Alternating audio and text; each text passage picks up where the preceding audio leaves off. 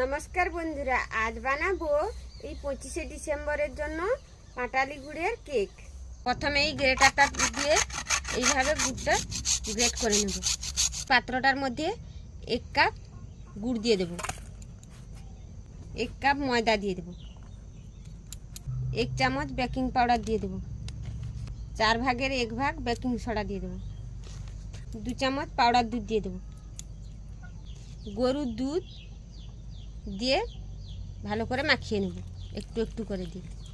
গরুর দুধটা একটু গরম ছিল তাই আমি টক দইটা একটু পরে দিলাম, হাফ বাটি মতো টক দই দিয়ে দিচ্ছি। ভালো করে ফেটিয়ে নিয়েছি। ওপর দিয়ে দিয়ে দেব কিশমিশ, আমন্ড বাদাম আর কাজু।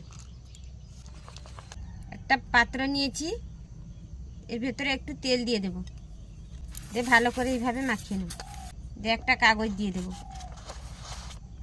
এই পাত্রটার মধ্যে এইভাবে ঢেলে নেব। ওপর দিয়ে কাজু কিশমিশটা দিয়ে দেবো এইভাবে। কড়ার মধ্যে নুন দিয়েছি, গরম হয়ে গেছে, এইভাবে বসিয়ে দেব। ওপর দিয়ে ঢাকনা দিয়ে দেবো।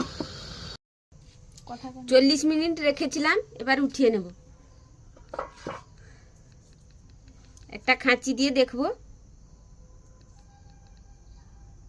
লাগেনি, তার মানে হয়ে গেছে। এবার নামিয়ে নেব। দেখুন বন্ধুরা কেমন হয়েছে।